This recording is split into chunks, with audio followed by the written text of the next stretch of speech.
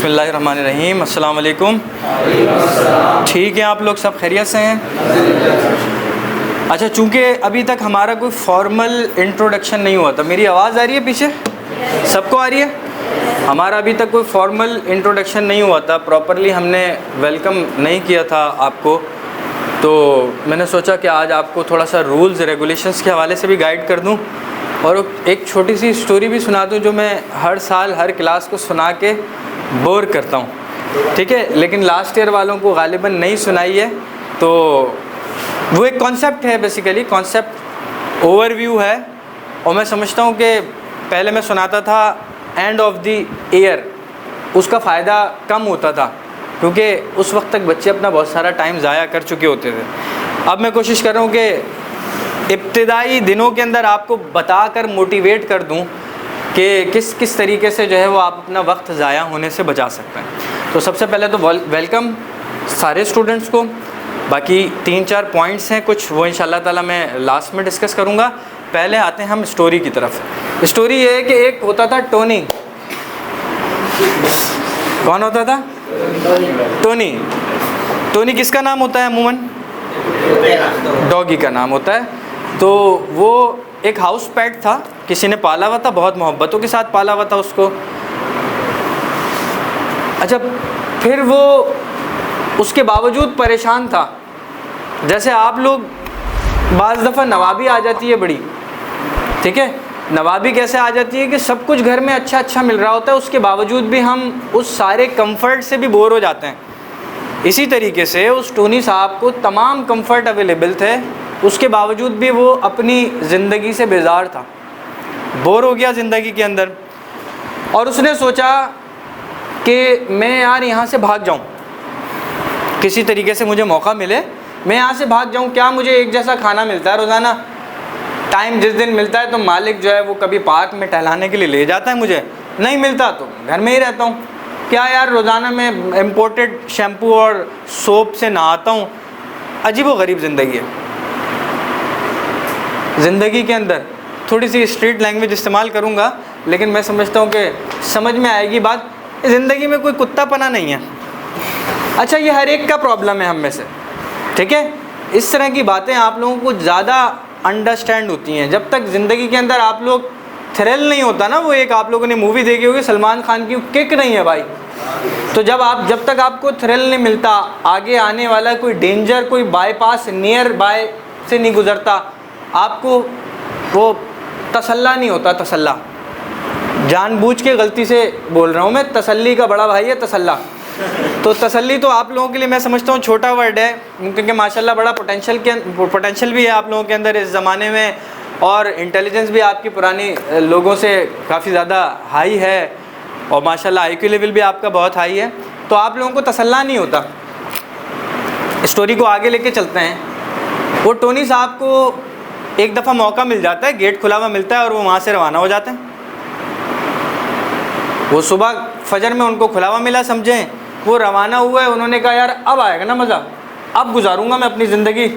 कौन सी? समझ तो गए होंगे आप, ठीक है। तो अब मैं अपनी एक्चुअल लाइफ गुजारूंगा, खुद जाके एक वाइल्ड लाइफ एंजॉय करूंगा ज़िंदगी में, और जनाब मैं शिकार करूंगा, और ख़ुद से जो है ना जाके मैं पानी पीऊँगा, पहाड़ों पे चढ़ूँगा, खेलूँगा कूदूँगा। लेकिन उस वक्त तक उसके जहन में ये नहीं आई हुई होती कि वो एक कंफर्ट जोन के अंदर रहने का आदी था। उससे डिस्टर्ब होना वो अफोर्ड कर नहीं सकता था। उसने कभी ज़िंदगी में भाग दौड़ वाली ज़िंदगी नहीं गुजारी। उसने कभी ज़िंदगी में अपने लिए शिकार नहीं किया। उसको जो कुछ मिलता था उसको थाली में बॉल के अंदर रख के दे दिया जाता था। पानी के लिए उसको कहीं नहीं जाना पड़ता था, नहाने धोने के लिए उसको तकलीफ़ नहीं करनी पड़ती थी। जो लोग पेट्स पालते हैं उनको आइडिया होगा कि कितनी केयर करते हैं हम लोग खुद से, ठीक है ना। तो अब वो वहाँ से निकल तो गया, शहरी आबादी से बाहर निकला, गांव देहात और जंगलात के अंदर घुसा, दरख्तों के अंदर घुसा। तो अब भूख लगने लगी, दोपहर का वक्त हो गया, सुबह से निकला हूँ, वहाँ तो मालिक जो है वो ला के कुछ ना कुछ रख देता था सामने। तो उसने कहा यार मैं क्या करूँ, तो उसको एक खरगोश नज़र आया। उसने उस खरगोश का पीछा किया, लेकिन चूँकि भागने की ज़िंदगी में आदत नहीं थी तो वो काम नहीं कर सका। उसके पीछे भागा, उसको पकड़ नहीं सका, नहीं शिकार। फिर उसने कहा चलो यार कोई और चीज़ ट्राई करता हूँ, हो सकता है खरगोश थोड़ा तेज़ भागता है। उसने बकरी के बच्चे को पकड़ने की कोशिश की, बकरी के बच्चे को भी नहीं पकड़ सका, वो पहाड़ पे चढ़ गया। अच्छा, इस तरह के जो जानवर होते हैं वो पहाड़ पे चढ़ने में ज़्यादा बेहतर होते हैं। बहरहाल मुख्तलिफ़ चीज़ों का शिकार काबू करते करते, कैप्चर करते करते उसको शाम हो गई, लेकिन उसके हाथ कोई शिकार नहीं लगा। उसने कहा यार ये तो मेरे साथ बड़ा बुरा हुआ। फिर उसको घर याद आने लगा, मालिक याद आने लगा। जैसे हम शौक में चले तो जाते हैं कहीं रहने के लिए, लेकिन 2-3 दिन के अंदर अम्मी याद आना शुरू हो जाती हैं। 2-3 दिन में मैं आपकी रियायत करते हुए बोल रहा हूँ। तो फिर उसने कहा यार चलो शिकार हाथ नहीं आ रहा तो मैं को पानी पी लूँ। बड़े आए थे वाइल्ड लाइफ ज़िंदगी गुजारने के लिए, तो वो तलाश करता है, जंगलात से निकलता है, एक गांव की इब्तदाई आबादी बस्ती कोई नज़र आती है उसको दूर से। अच्छा, अमूमी तौर पे गांव देहात वाले जो एरियाज़ होते हैं वहाँ पे जो एक्टिविटी दिन भर की होती है वो सनलाइट के साथ चलती है और उसके साथ ही ख़त्म हो जाती है। सनडाउन के ऊपर उनकी तमाम एक्टिविटीज़ ख़त्म हो जाती हैं, ठीक है। तो चूँकि शाम हो गई थी, रात होने वाली थी, तो वो सब लोग भी अपने अपने काम धंधे करके बकरियाँ वकरियाँ चरा के वापस चले गए थे। अब टोनी साहब जब वहाँ गए तो वहाँ पे उनको एक कुआं नज़र आया। क्या नज़र आया? एक कुआं नज़र आया, वेल। उसके अंदर पानी भरा हुआ था। उसने कहा चलो यार अब आएगा मज़ा, पानी पियेंगे खूब। उसने अंदर मुंह डाला तो चूँकि रोशनी कम हो चुकी थी, सनलाइट कम हो चुकी थी, आँखों की रिफ्लेक्शन जो है वो उस वक्त इंसानों की, जानवरों की, सबकी कम हुई होती है। तो उसको लगा कि शायद पानी यहीं है, मैं मुँह डालता हूँ। उसने जो मुँह डाला तो वो धड़ाम करके कुएँ के अंदर गिर गया और मर गया। टोनी मर गया, लेकिन कहानी ख़त्म नहीं हुई। कहानी अब शुरू हुई है, ठीक है जी। नहीं बेटा नहीं था। तुम इंडियन मूवी देख रहे हो, इंडियन मूवी देख रहे हो कि अभी बुढ़िया के करण अर्जुन वापस आएंगे, ऐसा नहीं है। बेटा नहीं था, वो चक्कर ये था कि अगले दिन सुबह लाजमन सब लोग अपने अपने घरों पे थे, अपनी अपनी झोपड़ियों में थे। अगले दिन सुबह सुबह जो है वो गांव वाले उठे, अपने अपने काम वाम निपटाते रहे, कुएं में से पानी निकालने वाले पानी निकालते रहे। अच्छा, फिर क्या होता है कि एक लिमिट के बाद ना जो भी जानदार होता है उसकी बॉडी डिकम्पोज होती है। बायो वाले स्टूडेंट ज़्यादा बेहतर समझते हैं इसको, ठीक है। और फिर जो है वो आहिस्ता आहिस्ता पार्टिकल्स सारे फट जाते हैं। तो उसके साथ भी यही हुआ। गर्मी के इलाके थे, वार्म रीजन का डॉगी था वो, और वो फट गए। फट गए से मतलब ये नहीं बम की तरह नहीं फटती बॉडी, ठीक है। तो जब डिकम्पोज होती है बॉडी तो उसके अंदर से फिर बदबू आना शुरू होती है, ठीक है।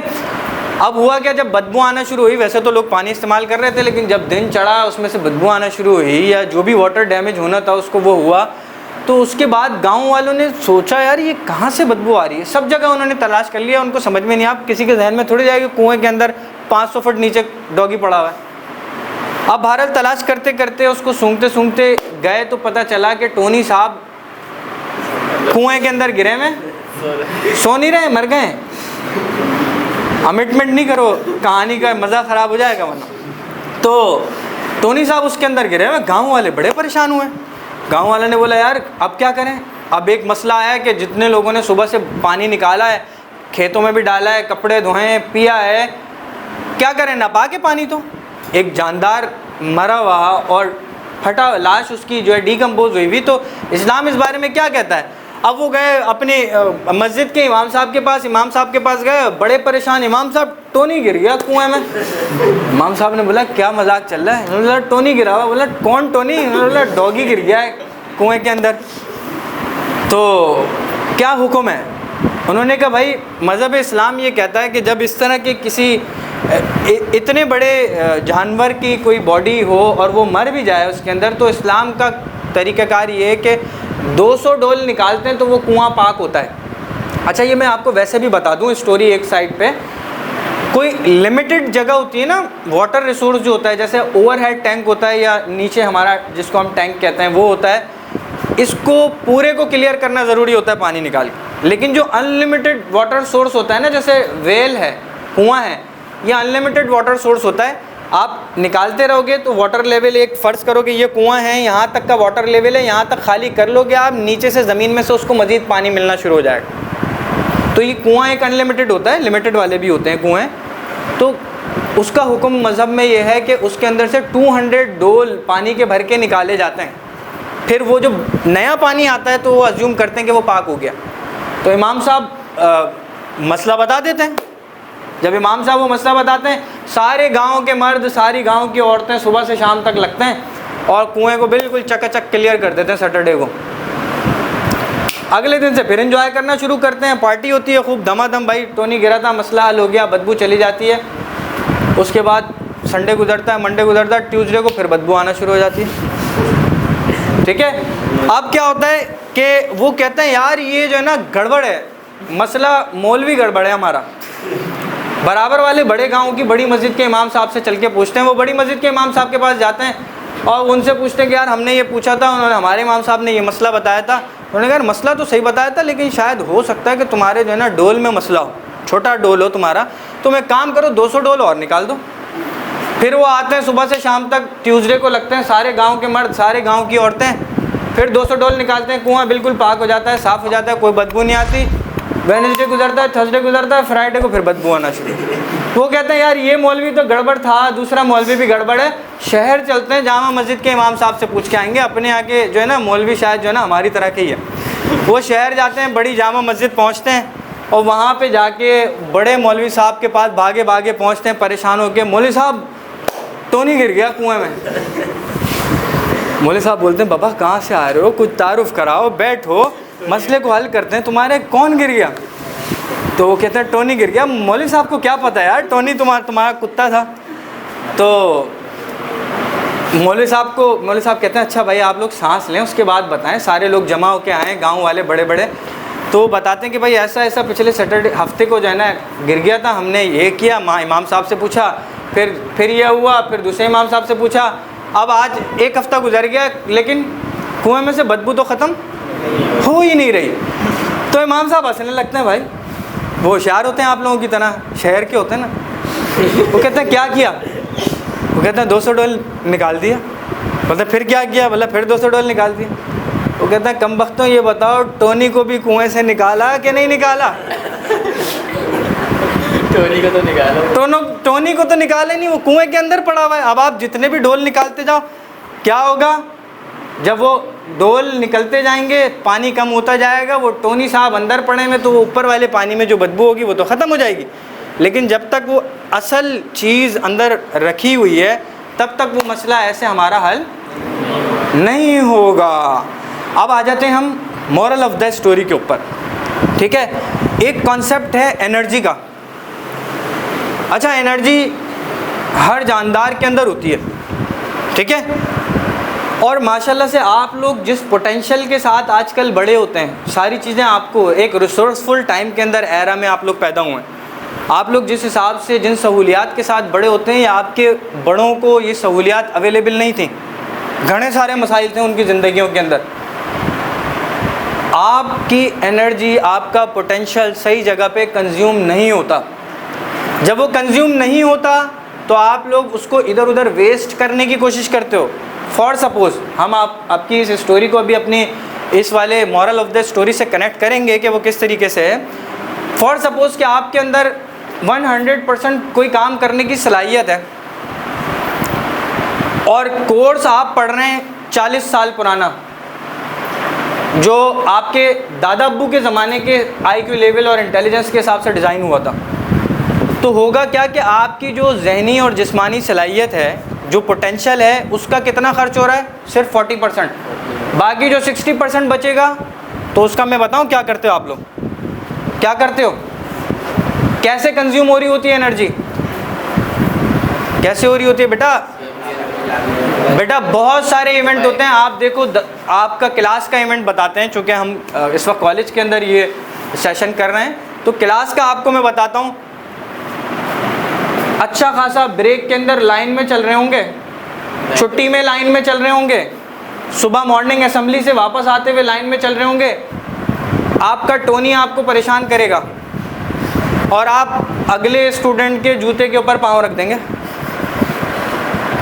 अच्छा खासा आप क्लास के अंदर बैठे हुए होंगे, लेक्चर चल रहा होगा, आपका टोनी आपको परेशान करेगा। पेंसिल निकालेंगे, पेन निकालेंगे, प्रकार निकालेंगे और फिर अगले वाले को आप पिन करेंगे। अच्छा खासा क्लास में बैठे होंगे, छुट्टी का टाइम होगा, बैग को आपके आगे फ्रंट वाला जो आपका स्टूडेंट होगा उसके बैग को आप चेयर के साथ बांध देंगे, उसके कॉलर के ऊपर 420 लिख देंगे। ठीक है, ये छोटे इवेंट्स हैं। इसके साथ साथ आप देखो, आप में से हर एक स्टूडेंट अपने इरेज़र के ऊपर जब 2, 3, 4 क्लास में थे खामखा सुराख करता था पेंसिल से। ये क्या था? आपके जो फूल थे, आपके जो पॉइंटर थे, आपके जो पेन थे, उनको खा खा के फूल बना देते हैं आप। ये और चलो पुरानी चीज़ों की, नई चीज़ों की बात करते हैं। अभी अगर किसी बच्चे के हाथ में कोई पेन होता, बॉल पॉइंट होता, उसको टक करता, फिर टक करता, फिर टक करता, फिर टक करता। अभी आपकी क्लास के अंदर यहाँ पे 7 से 8 स्टूडेंट्स के पाँव हिल रहे हैं। अब रोक लिया उन्होंने। पाँव हिल रहे हैं। अच्छा, ये गलत नहीं है बेटा, ये करें आप, ये सारी चीज़ें आप ये भी करें। आप अपनी डायरी के आखिरी पेपर पे साइन भी करें, क्लास के अंदर पीछे बैठ के कटम ज़ीरो भी खेलें। इसका मतलब आपके अंदर 100% पोटेंशियल है, 100% एनर्जी है, कंज्यूम नहीं हो रही। जब कंज्यूम नहीं हो रही, एक गिलास को हम भर रहे हैं, उस गिलास को आप, पानी को आप ना प्लांट के लिए इस्तेमाल कर रहे हो ना पी रहे हो, तो क्या होगा? वो छलकेगा, बाहर निकलेगा, ओवरफ्लो होगा वो। ठीक है, तो अच्छा क्या है कि अपने पोटेंशियल को, अपनी एनर्जी को किसी पॉजिटिव एक्टिविटी के अंदर लगाएं। जब आप उस एनर्जी को किसी पॉजिटिव एक्टिविटी के अंदर नहीं लगाते तो क्या होता है? आपका टोनी आपको तंग करता है, आप डाइवर्ट होते हो ज़िंदगी के अंदर और इस तरह के इवेंट करते हो। यही नहीं है, तुम लोगों ने सारी कॉपियाँ जो ना कोने खाए हुए उसके बचपन के अंदर। क्या खाते थे भाई? कागज़ खा खा के बड़े हुए हैं। चेन वाली घड़ी ऐसे खोल, बिल्कुल स्केल से, जो आपका स्टील का स्केल होता है उससे स्कूल की, कॉलेज की दीवारों को ख़राब करते हैं, अपने नाम लिखते हैं। ठीक है, टॉयलेट्स के दरवाज़ों को ख़राब करते हैं। रीज़न इसका क्या है कि मैं और आप अपनी जो स्किल, अपनी सलाहियत, अपने स्किल को सही तरीके से एडजस्ट नहीं कर पाते, उसको सही तरीके से हम अपने हुनर को नहीं पहचानते आसान अल्फाज के अंदर। अच्छा, जब आप पेपर कर रहे होगे ना, तब आपको पेन टक टक करना याद नहीं आएगा। क्यों जा रहा होगा? क्योंकि उसमें आपका 100% फोकस, फिजिकल भी, मेंटल फोकस भी, आपका सारा का सारा एक चीज़ के ऊपर है। लेकिन आप नमाज़ पढ़ रहे होगे ना, तो चूँकि आप आदी हो उस चीज़ को करने के, आप में से बॉयज़ बैठे हुए जिस बच्चे ने मोटरसाइकिल जब चलाना सीखी थी, तो आपको याद होगा कि आप हिसाब रखते थे, यार कितनी दूर पहले क्लच छोड़ना है, कितनी दूर पहले एक्सीलेटर छोड़ना है, हॉर्न कब से देना शुरू करना है, स्पीड ब्रेकर आ रहा है तो मार्जिन कितना रखना है। और जब फिर बाइक आप पार्क करते थे, खड़ी करते थे, आप हाथ हटाते तो आपके उसके क्या कहते हैं, ग्रिप के प्रिंट छपे हुए होते थे हाथ के ऊपर, लाल हो रहे होते थे हाथ। और अब जब आप उसके यूज टू हो गए हो तो अब क्या होता है, कान पे मोबाइल लगा होता है, एक आंख रोड पे होती है, दूसरी आंख शकूर भाई जो सुजुकी में जा रहे होते हैं उसके ऊपर होती है, और बाइक फिर भी ऑटोमेटिक घर पहुंच जाती है। कोई याद नहीं रहता कि पहला गियर लगाया, दूसरा लगाया, तीसरा लगाया, कब निकालना है, कब रखना है। गलत कह रहा हूँ बेटा? जो लड़कियाँ बैठी हुई हैं रोटी बनाती थी तो पूरा फोकस होता था, उसके बाद भी बांग्लादेश का नक्शा बनता था। और जब वो उसके यूज टू हो गई, तो अब वो रोटी पकाते पकाते चच्ची की शिकायतें भी चल रही होती हैं, कौन सा टीचर नया आया है क्लास में, ये बातें भी चल रही होती हैं। आपसे बात नहीं कर रहा मैं, आप तो अभी भी शायद बांग्लादेश का नक्शा बनाते हो। लेकिन जब ऐसा हो जाता है तो क्या होता है, जब इंसान यूज्ड टू हो जाता है तो इसका मतलब अब उतनी एनर्जी कंज्यूम करने की ज़रूरत नहीं है। अब उसके फोकसिंग पॉइंट, उसके physical focusing point, mental focusing point कम हो गए। अब उस काम को उतना टाइम देने की ज़रूरत नहीं है। फिर क्या होता है, फिर ख़राबियाँ पैदा होती हैं। एक थोड़ी सी अजीब सी बात है लेकिन आप उसको समझोगे, मैं समझता हूँ बहुत अच्छे तरीके से। सबसे बेस्ट आइडियाज़ कहाँ आते हैं? मैं नहीं बोला, देखो सबसे बेस्ट आइडियाज़ वॉशरूम के अंदर आते हैं। सबसे बेस्ट आइडियाज़, पोटेंशियल वाली सोचने की चीज़ें या टॉयलेट में आएंगे, शाबाश, दूसरा पॉइंट माशाल्लाह इस बच्चे ने बताया, या नमाज में आएंगे या टॉयलेट में आएंगे। आपके पास कोई एक्टिविटी है ही नहीं करने को, नमाज भी आपकी ऑटो पायलट पे होती है और टॉयलेट तो होता ही है। सीधी बात है, ठीक है बेटा। आजकल का दौर जो है वो इनफॉर्मल लर्निंग का है। जितने चीज़ें आप लोगों ने इनफॉर्मली सीखी है ना, स्कार्फ बांधने से लेके बॉयज़ के सिगरेट पीने, बाइक चलाने तक, वो चीज़ें आप ज़्यादा बेहतर अंदाज में करते हो। और जो चीज़ें आप फॉर्मली सीखते हो टीचर से, किताब के ज़रिए से, उन चीज़ों में आप लोग ज़ीरो होते हो। कोई बात नहीं, अगर आप लोग इस अंदाज में तफरी के साथ सीख रहे हो और अच्छी चीज़ सीख के जाते हो, मोटिवेट होके जाते हो, तो ये भी मेरी और आपकी अचीवमेंट है। आ रही बात समझ में? इसलिए आपको हम यहाँ पे रिलैक्स रखते हैं ताकि आप इनफॉर्मली वो चीज़ें सीखें, ठीक है। वन वे मेथड ना हो टीचिंग का, आप लोग उसमें इन्वॉल्व हों एक एक्टिविटी के अंदर। बहरहाल अब आ जाते हैं टोनी वाली चीज़ को रिलेट कर लेते हैं। एनर्जी का कॉन्सेप्ट क्या है? ये है टोनी आपका। एक बड़ा बुरा सा लफ्ज़ है, बता दूँ? कान बंद कर लेते हैं। बता दिया मैंने, क्या बता? तुम्हारे कान बंद थे ना यार। हाँ, उस्ताद के साथ उस्तादी कर रहे हो बेटा। एक होता क्या है कि एक, अच्छा बॉयज़ गर्ल्स सेम इस वर्ड को यूज़ करते हैं। क्या? एक कोई तंग कर रहा है, पीछे से पाँव मार रहा है। अब ये बच्चा फ़र्ज़ करें कुछ नोट कर रहा था टीचर पे, दूसरी मरतबा फिर इसने किया। अच्छा, जब सामने वाला तंग होता है ना, हमें और ज़्यादा मज़ा आता है तंग करने में। अब क्या होता है, इसको तीसरी मरतबा में गुस्सा चढ़ता है और ये पीछे मुड़ के क्या कहता है? हाँ हाँ शाबाश, निकला था बाहर। ना ना ना ना, क्या बोलता है? वेरी गुड, ज़बरदस्त। देखो ये भी मैंने नहीं बताया, ये पीछे मुड़ के बोलता है अबे भाई कीड़ा, कीड़ा है क्या? कीड़ा। बेटा देखो, चलो ठीक है, इसको एंजॉय किया आपने, मुझे बहुत अच्छा लगा कि आपको सारी थ्योरी समझ में आई, कॉन्सेप्ट समझ में आया। ये कीड़ा बेसिकली वो महज़ब मेरी वाली स्टोरी का टोनी है। जब तक टोनी नहीं निकलेगा ना, जब तक इनके टैंक से, आपके टैंक से टोनी नहीं निकलेगा ना, तब तक ये वाला सेंटेंस ज़िंदगी में आप सुनते रहोगे। आपकी आदत उस एनर्जी की वजह से, उस पोटेंशियल की वजह से जो आपके अंदर है, आपकी आदत रहेगी कि आप लोगों को पिन करते रहो, तंग करते रहो। क्यों? क्योंकि आपके पास पोटेंशियल इतना सारा है, खर्च नहीं हो रहा। पोटेंशियल इतना सारा है, सलाहियत बहुत सारी है, पता नहीं क्या। आप में से जो बॉयज़ स्मोकिंग के आदी हो जाते हैं या किसी और बुरी आदत के अंदर पड़ जाते हैं, उसका रीज़न ये होता है कि वक्त पे अब्बा ने नहीं थकाया, वक्त पे अम्मा ने सही काम धंधों पे नहीं लगाया। अम्मा अब्बा ने, उस्तादों ने जब आपको छोड़ के रखा होता है, आपको 10 चीज़ें सोचने का मौका मिलता है। अम्मा जी कहती है ना, खाली दिमाग किसका घर होता है? देखो ये भी मैंने नहीं बताया, तुम लोगों को ये सारी बातें खुद से आती हैं। मज़े की बात, मैं खाली कनेक्ट कर रहा हूँ चीज़ों को। तो खाली दिमाग शैतान का घर होता है। अच्छा, हमारा शैतान होता कौन है? एक दूसरे के शैतान हम खुद होते हैं। आपके दिमाग में फ्री टाइम के अंदर आपके दोस्त की कोई बात आएगी, उसी से आपको आइडिया मिलेगा, वही आपका शैतान है। देख लो इधर उधर मुंह करके अपने अपने शैतान को, वो देखो देख भी नहीं है। ज़बरदस्त। अच्छा बेटा, अब क्या कॉन्सेप्ट समझ लिया आपने? अपने अंदर की एनर्जी को समझ लिया आपने अपने पोटेंशियल को समझ लिया। बस अब बात नहीं करेंगे क्योंकि मैं खुद एंजॉय करा रहा हूँ, तो फिर इसका मतलब आपको हक़ नहीं है आपस में डिस्टर्बेंस पैदा करने का। मैं खुद आपको तफरीह ही करा रहा हूँ ना, उसी में हम कॉन्सेप्ट को समझ रहे हैं। जब आपने अपने इस एनर्जी वाले कॉन्सेप्ट को समझ लिया, आपने उस स्ट्रीट लैंग्वेज के अंदर, या हम कहेंगे स्टूडेंट लाइफ वाली लैंग्वेज के अंदर, आपने वो कीड़े वाले कॉन्सेप्ट को समझ लिया, तो अब आप ये समझें होता क्या है कि आप अपने बड़े भाई बड़ी बहन की, या आपका कोई छोटा भाई बहन अम्मी को शिकायत करता है, अम्मी भाई ये कर रहे हैं, भाईजान ये कर रहे हैं। आप शिकायत करते हो, अम्मी आप ही ने मेरा जो ना फ़लानी चीज़ छुपा दी। अम्मी आती हैं, आपको कहती हैं काशिफ आइंदा ऐसा नहीं करना। दूसरी मर्तबा एक बात फिर आपका कोई भाई शिकायत करके आता है, फिर अम्मी आती हैं, आपको कहती हैं ऐसा नहीं सलमान, ऐसा नहीं करना। तीसरी मर्तबा फिर आती हैं, अम्मी को गुस्सा आता है, अम्मी 2 चमाटे लगा देती हैं। बेटा अंडरस्टैंड करना, इस चीज़ को समझ में आएगा। क्यों? क्योंकि टोनी सारा हमारे अंदर है। अब ये क्या हो रहा है?